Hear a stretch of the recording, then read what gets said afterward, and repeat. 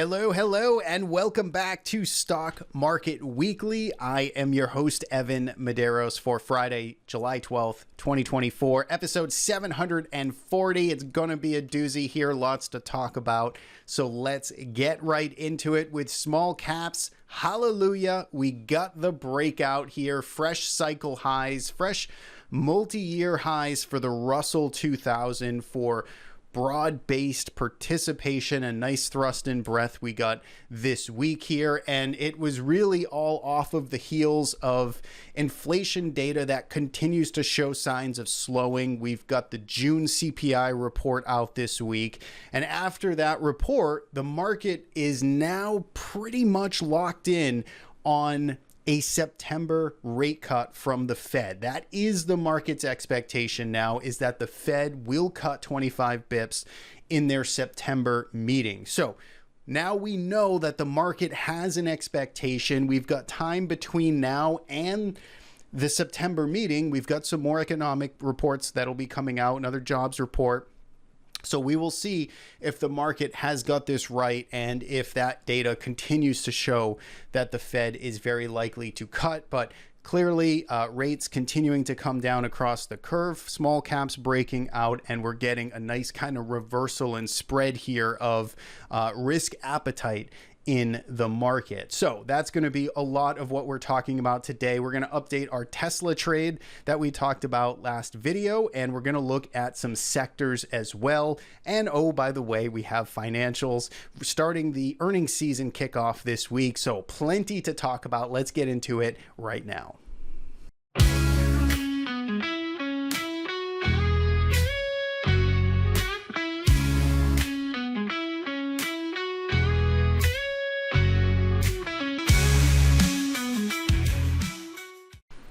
All right, we are back. We've got some charts in front of us. TC2000 as a charting platform we are using in this video. It's a charting platform we support here at the Trade Risk. We've got lots of cool things, downloads, paid and free on our website. Go check out all those goodies at thetraderisk.com. We also have a coupon code for TC2000 if you're looking to try it out. I think you pretty much get your first month free right now with a coupon code. Link in the description of this video, or you can find it on our website. So let's get into the numbers here. If we follow my mouse, 1 week returns across the board, a little bit mixed, but mostly green, of course. The Dow Jones up 1.68%, S&P 500 up 0.87%, Nasdaq 100 in the red by 30 basis points, and the Russell 2000, take a look at this, going to be one of the biggest spreads that we've seen in terms of small caps versus large caps in years. If we look at the weekly return here, it's up 6%, and in fact, it has now just climbed to the #1 spot here over the past month in terms of rolling returns. Volatility was pretty much flat to down. Actually, I shouldn't say that across the board. Nasdaq vol was up. It was up about a half a point this week, but S&P, Dow Jones basically flat this week. And if we go to the sectors, this is where you start to get the real standouts here of what was leading the pack, and it was real estate. Rate sensitivity this week certainly was on the move. Real estate was in the first spot here, up 4.4%. Utilities were up 4% this week, followed by materials. But if you go down this list, healthcare, industrials, financials, all of these sectors were up over 2% this week. And that's certainly what led to some of that rotation that we saw in the market throughout, throughout the indices. On the downside, one sector in the red, it was communication services. It was down 1.6%. Consumer staples and technology rounded out the underperforming list here, but still just basically flat to slightly up. Now, if we take a look here at our sector trend, so this is a custom smart trend filter we have built for TC2000 and for TradingView users as well, but you are getting some things turning up here. We're going to talk about sectors a little bit more later in this video here, but you're starting to get a little bit of momentum and some steam getting picked up here on the upside, and things like financials and things like industrials and things like materials. If you notice, most of these sectors have been down to sideways, right? They have been printing yellow and red dots here across our indicator, which is basically saying, they need time, they're in a downtrend, they're consolidating, but you're getting a lot of things kind of hooking up, printing buy signals for the first time here, or seeing some nice spacing in some of these dots here, which just shows urgency and some momentum. So there is clear evidence this week that we've got a little bit of a changing of the guard. A $1 million question, of course, is how sustainable is it? And we're going to look at that in just a little bit. Market breadth here certainly picked up this week. So if we take a look at our favorite metric, 52-week highs, 52-week lows, you can see the surge here, the pickup in the number of stocks hitting 52-week highs after this week. We got a new high here, and we're getting probably, on Friday, again, these numbers are not finalized at the time of recording this, but we probably had a top 10 day on Friday of stocks hitting 52-week highs in terms of the sheer quantity in the NYSE.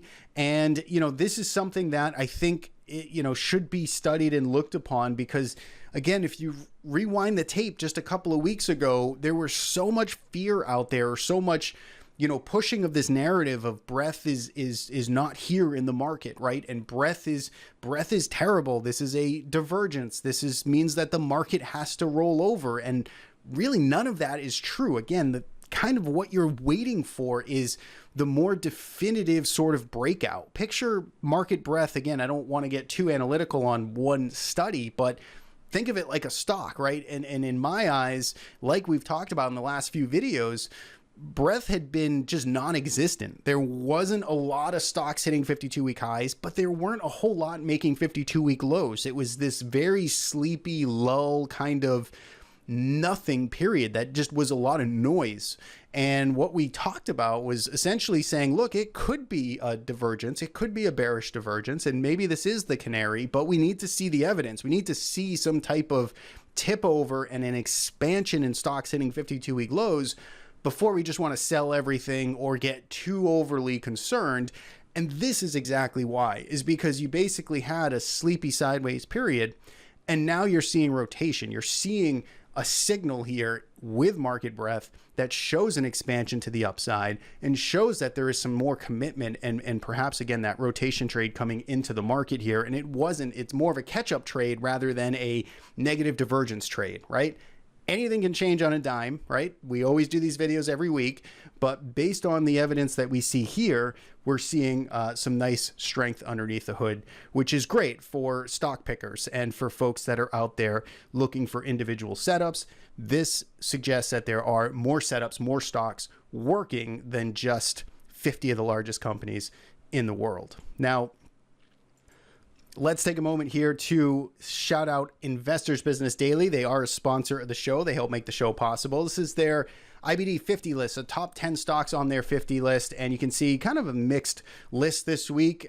We saw, some good leaders here this week, like TGTX, but we also had some laggards here like TMDX and CrowdStrike Holdings, which was down almost 5% this week. But this is their top curated IBIT 50 list. I'm just showing you the top 10 in their IBIT digital subscription. I've got a link in the description of this video. You can get access, pretty low monthly fee, but it gets you a nice curated list of stocks to fish from each and every week. So check it out. Link in the description of this show. Now let's go on to commodities here. You can see that most things were in the red this week. It was really our safe haven, call it safe haven, Bitcoin and gold, which was really showing some positive reactions there, both moving up this week. Bitcoin after much deserved sort of pain here. We're going to look at those charts in just a little bit.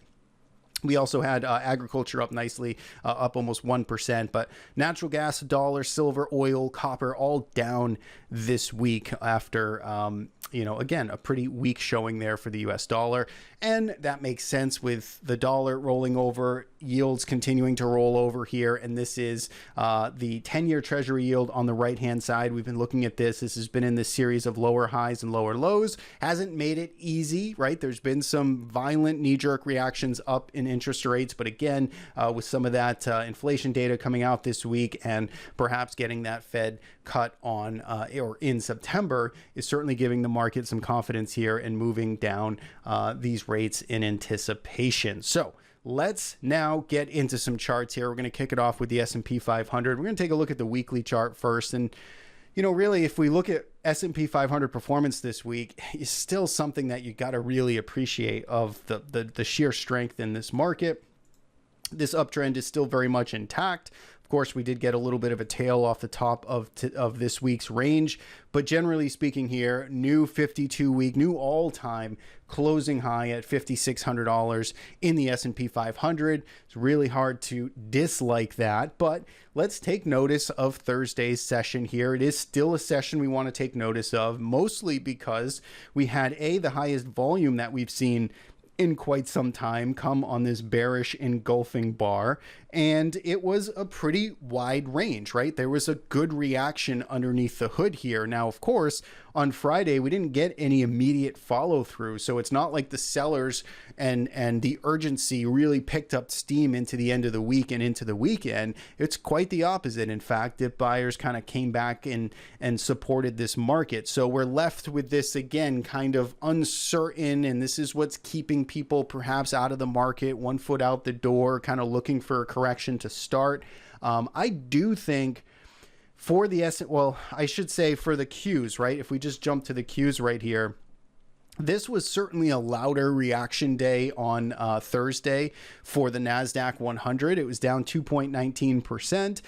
Big, heavy volume day. Again, opened above Wednesday's highs, which was all-time closing highs, and then we really sort of expanded lower here. And we didn't quite. We got kind of a very glass half empty kind of session here on Friday. So when I look at the Qs, it seems to me that we are now probably in some type of holding pattern until earnings season starts to get underway. I would not be surprised if this marks the high, give or take. Maybe we get back up there, but pretty much fail.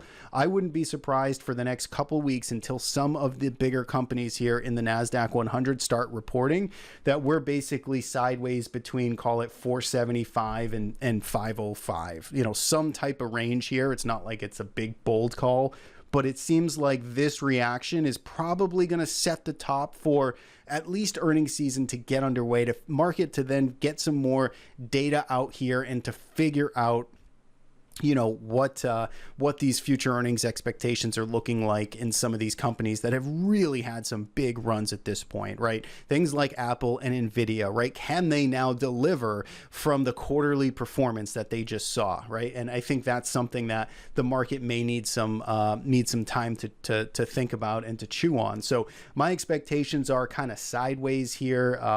And just kind of chopping out is what I would guess. But, you know, let's respect the trend. We're in an uptrend, and, you know, until we start rolling over and breaking some bigger technical levels or seeing more days stack up like Thursday, you know, if we get a couple of these days that really show a more meaningful change of character, then certainly I start to change my tune. But, you know, if we're just getting kind of one of these, you know, rug pull type of days, not really much follow through, and then go sideways, you know, look, I think the market just might need that time. And so for the Qs, I want to respect the uptrend, but I do think we take notice of the Thursday selling. S&P 500, you know, again, it's just a little more diversified. So I kind of think it could float, it could grind higher a little bit, could gain some, you know, some points on the Qs on a relative basis, but it's still very large cap heavy, and so there's a lot of overlap with Qs and tech and the tech weighting in the S&P 500. So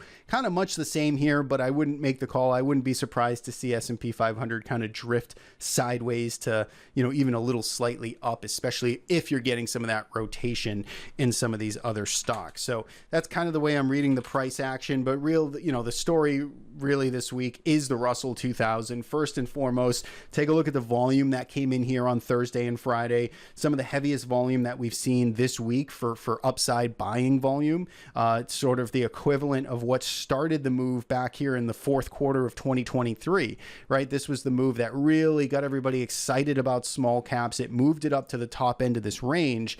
And I want you to just really look at this weekly chart, and let's see if I can just pull off some of these drawings. I think I've annotated every single of my drawing boards. I mean, if you just look at this weekly chart of the Russell 2000, I mean, if you hid the symbol, if I showed you this as just an empty chart and I'd say, you know, are you bullish or bearish on this chart? I think most people would look at this and saying, wow, this looks pretty constructive, especially in a view like this where, you know, you've got a nice uptrend in place, you know, you went sideways, you broke down, but now you've got this nice sideways range. You've built a nice base up here on the side, and now we're starting to break out again. This looks like what could be a week one move that could turn into something like November to January, right? Now, this was a pretty unique time here in the market. Sentiment was a lot more pessimistic in November, but clearly, you know, we're getting a nice kind of volume reaction, a breakout. The technicals are lining up here, and you can certainly make the case that this consolidation, I'll go back to the weekly just because it's cleaner. This consolidation that the Russell 2000 has just finished up was a hell of a consolidation through time, right? If you look at the November to January rally as your impulse leg up, you really didn't retrace more than 20% of this move. You kind of stood high and tight, and on the daily chart it was sort of nauseating. It was riding a roller coaster here, and it was dead money. It was an opportunity cost being in the Russell 2000 relative to the Nasdaq 100. But it wasn't so much a painful drawdown period. It was just, hey, I'm stuck in the Russell 2000. The Qs are up 40%, right? That was the painful part of it. So now that we got the digestion through time, we're getting a breakout here. This looks pretty darn good here for the Russell 2000.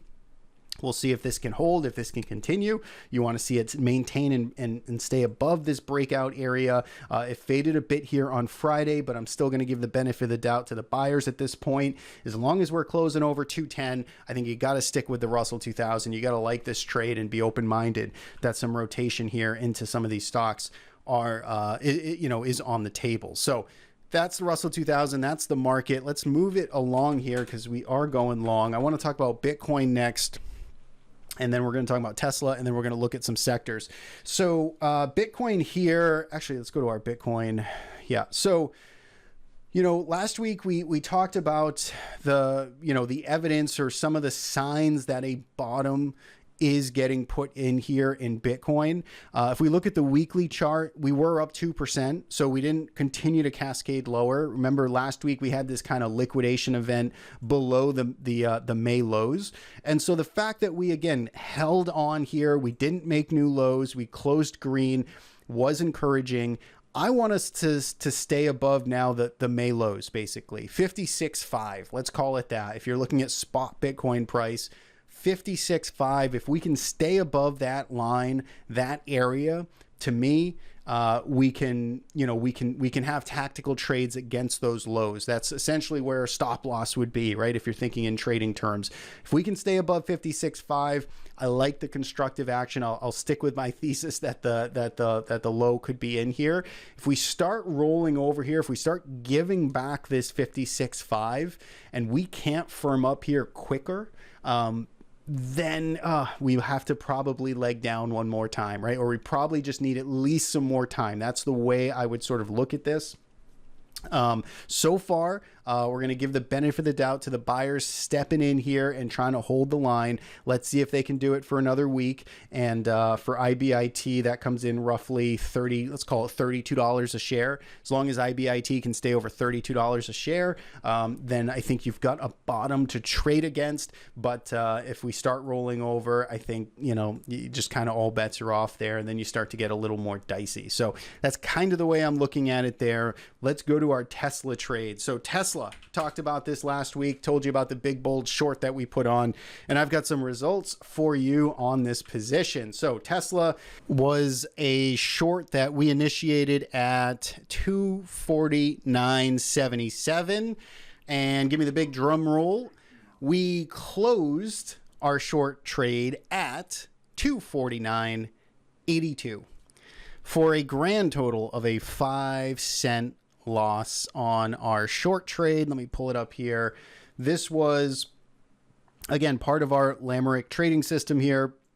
And this was one trade of 13. So First off, I had a couple of emails, 2 emails come through on the Tesla comments, or commenting on the Tesla short with different thoughts, right? The takeaway I had, right, is that, when I talk about a trade like this, or when we talk about a trade like our Lamrick trading system is taking, it is one trade out of hundreds, quite literally hundreds. It'll probably make on average 300 trades this year. Tesla is going to be one trade in a very big stack, and it's not going to have, it's almost impossible the way the system is coded to have a big meaningful impact on the on the portfolio or on the return, right? It's not me, Evan, as a discretionary trader, throwing in 80% of my money in a Tesla short, right? That's not what this is. It's a systematic, rules-based trading system that is looking for a small opportunity to take a short trade, right? So I'm probably going to do a separate video because I thought some of the the emails I got were a little interesting, just on how folks were perceiving it. But at any rate, 249.77 in, 249.82 out. Just a big dud, nothing burger here. And again, this trading system, it doesn't look for a specific price target, right? It's not going in at 249.82 and saying I need to cover at 245 and I need to put a stop loss at 253. It's more dynamic in what it's looking for. So there's a lot more information about our Lamrick trading system. This was the full week's trading here. A hell of a week. I wish every week was like this. So yes, I'm kind of putting it up to brag about the trading system because it was very accurate. It's having a great year. It's having a good month, a good week. And it's had a couple of good short trades, including Intel here and Zscaler, which it tactically put on. So if you want to learn more about how this works and how you can utilize it, right? Perhaps you're managing the entry, the positions different, right? If you want to use a systematic sort of rules-based trading algorithm to your benefit, check this out. It's very tactical. It's doing lots of trades like this. And they're very short trades. Most of the results here are plus or minus 2, 3, 4%. And so as a discretionary trader, even if you don't want to be a hardcore system follower, there's maybe some benefit you could glean from this. Now, in other news, I took a long position in Tesla, right? This is me, Evan, in my longer term account saying, you know what? I like the bigger constructive move here, right? Weekly chart with this weekly breakout, the volume coming in, mostly last week, of course. And I used the excuse of Thursday's sell-off to establish a position right into the close on Thursday. So basically I took a position at, I don't know what my average is on that, 241, call it, somewhere around there. And I have a long position in a longer term account that I will more traditionally sort of trend follow or basically look for a trailing stop to stick with this trade. So, I would need it to stay over 200, 210, somewhere in that range. If it stays above there, I'll probably stick with this trade and see if it can continue to work. If it just rolls over, if I bought the top and it now moves back down into the low 200s, then I'll throw it away in a more traditional type of fashion. So that's me, that's Evan, that's my longer term account. And so now all the bears that congratulated me last week for short selling the stock can now get pissed off at me for buying the stock. Again, it's impartial. It's just reading kind of the room here. And with earnings coming up and a nice chase mode going on, it just feels like Tesla's getting that fervor back into it to perhaps continue to move up. So that is the saga of Tesla. Short term, out of it on the short side for small loss, and back into it, or I shouldn't say back into it, but into it now on the long side in a longer term investing account. So that's Tesla. Let's finish it off. We're going long here. I want to talk quickly about some sectors. Let's pull out our layout here for our strongest and weakest stocks. So what I wanted to do, and I'm just going to go through them pretty quick, is look at some of these sectors, and I'm going to just maximize the sector chart on a weekly. And when we think about market breadth in this rotation, I just want to show a quick weekly time frame glimpse of some of these other sectors. So look at real estate here. I mean, this looks like, once again, I mean, it probably looks better than the Russell 2000, although quite similar, basing sideways for quite some time and really getting a breakout moving right now, right? pretty good looking chart. Let's actually sort this by the strongest this week. So that's real estate. Take a look at utilities, right? Big base, hasn't gone anywhere for two years or so. Consolidating, pullback, nice bull flag, week one kind of breakout. That looks great. Look at healthcare this week, right? Weekly chart has gone absolutely nowhere for the past 4 months. And now you just got this huge bar pushing out to new weekly highs. Basic materials, not as great as some of the others, but still looking pretty decent. Financial services, take a look at this weekly chart going nowhere, now expanding up. Industrials looks pretty actionable here. Weekly chart looking pretty good. Consumer cyclical breaking out to new highs here. Communication services, this looks, not as great. A little more choppy, so I wouldn't really be too excited about that one. Consumer defense, kind of okay. Energy, trying to get its act together. Again, hasn't really been going anywhere. I do have a position in energy stocks, the XLE or the ERX. So I do have a position there. And this is traditional technology, right? This is what's been dragging up the market, right? There's no actionable new entry here. It is in an established trend. When we look at real estate, when we look at utilities, when we look at healthcare, these are potentially week one moves that could signal new strong uptrends, right? And so that's the rotation trade you have to keep in the back of your mind if you're thinking about Russell 2000, rates dropping, mega cap tech kind of cooling off. This is where that framework potentially fits in. All right. So that is the video. If you stuck around, congratulations for putting up with me for 25 minutes. Hopefully it was helpful. If it is, give it a like, share it, all that fun stuff. And I hope you have a good weekend. Thanks for tuning in. As always, we've got links in the description of this video. Go find out more about our Lamerick and our Merlin trading system and our Galahad trading system and see if they can help you. We've also got links for IBD and our TC2000 products on our website. So that's it for me. Take care. Thanks so much. And we'll see you back here next Friday.